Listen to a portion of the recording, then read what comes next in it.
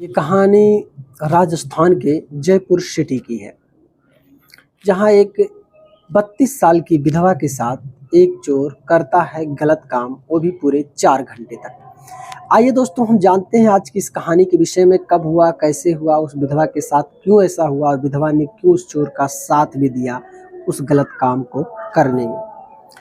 विधवा का जो पति था वो तकरीबन 3 साल पहले इस दुनिया को छोड़कर जा चुका था। देखने में काफ़ी ज़्यादा सुंदर थी। विधवा अवस्था में भी उसकी शरीर की जो बनावट थी काफ़ी ज़्यादा अट्रैक्टिव थी, जिससे चोर भी देखने के बाद बहुत ज़्यादा अट्रैक्ट हो गया। हुआ यूँ कि विधवा औरत अपने कमरे में सो रही थी। रात में तकरीबन 11 साढ़े 11 के अप्रॉक्स हुए चोर चोरी करने जंगले खिड़की के रास्ते से घर में प्रवेश करता है और वो देखता है कि एक विधवा औरत ना तो कोई श्रृंगार की है, ना तो कोई अच्छा से लिबास पहनी है, फिर भी उसके शरीर की बनावट को देखने के बाद चोर एकदम विचलित सा हो गया, अपने मन पर दिमाग पर काबू तक ना कर सका। उसके दिल और दिमाग में तरह तरह के विचार चलने लगे। वो करने आया था कुछ और करना शुरू कर दिया कुछ और। विधवा महिला को उसने गया उसके पास पकड़ लिया और बोला, तुम अगर चिल्लाओगी, शोर करोगी तो तुमको मैं जान से मार दूंगा।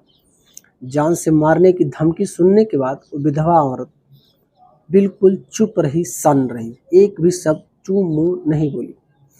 चोर ने सीधा कहा विधवा औरत से, मैं जैसा जैसा करूंगा तुमको मेरा साथ देना होगा, नहीं तो अगर तुमने बिल्कुल थोड़ा सा भी होशियारी की, थोड़ा सा भी आवाज निकाला तो तुम इस दुनिया में नहीं रह पाओगे। चुपचाप सुनती रही विधवा औरत और आंखों से आंसू निकालती रही। उसको समझ में नहीं आ रहा था कि वो करे तो करे क्या, क्या करे।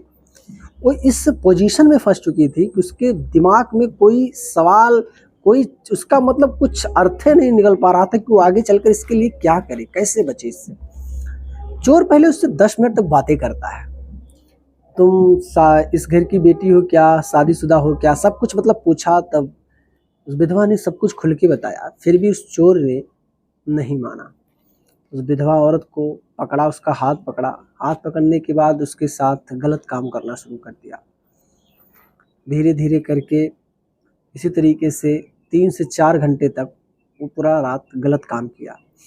रात में जब 3:30 से 4 बज गए, चोर जब जाने लगा, विधवा औरत से कहा, मैं तुम्हारे घर में चोरी करने के लिए आया था। तुम्हारे ही इसी क्षेत्र के कुछ लोगों ने मुझे कहा था कि जाके उस घर में चोरी करो, काफ़ी ज़्यादा रकम मिलेगा, लेकिन मैं अब चोरी नहीं करूँगा। मुझे जो चाहिए था वो मैं उससे बहुत ज़्यादा यहाँ से लेके जा रहा हूँ। हालांकि मुझे अफसोस तो बहुत है, मुझे नहीं करना चाहिए था, लेकिन उस समय जब मैं खिड़की से तुम्हारे कमरे की तरफ झांक रहा था, तुम्हारे शरीर को देखकर, तुमको देखकर मैं विचलित हो गया। हो सके तो मुझे माफ़ कर देना, लेकिन मैं क्या तो करूँ क्या, मैं भी तो एक इंसान हूँ, मैंने भी अपने दिमाग पर कंट्रोल नहीं कर पाया। विधवा औरत ने बोला, ठीक है, कोई बात नहीं है, जो ऊपर वाला जैसा चाहता है वैसा ही इंसान करता है। हो सकता है इसके पीछे भी ऊपर वाले का कोई ना कोई हाथ हो, कुछ करना चाहता हो। चोर ने कहा, तुम्हारे साथ मैंने इतना सब कुछ किया, तुम चाहो तो इसके बदले मुझसे कुछ मांग सकती हो। विधवा औरत ने कहा, बिल्कुल, मुझे कुछ नहीं चाहिए, तुमने तो मेरा सब कुछ ले लिया। तुम मुझसे सोना मांगते, पैसा मांगते, कुछ और मांगते, मैं खुशी खुशी दे देती, लेकिन तुमने तो मेरी दुनिया ही ले ली। अब मैं तुमको और तुमसे मैं क्या मांगूं, क्या दूं, मुझे तो कुछ समझ में नहीं आ रहा।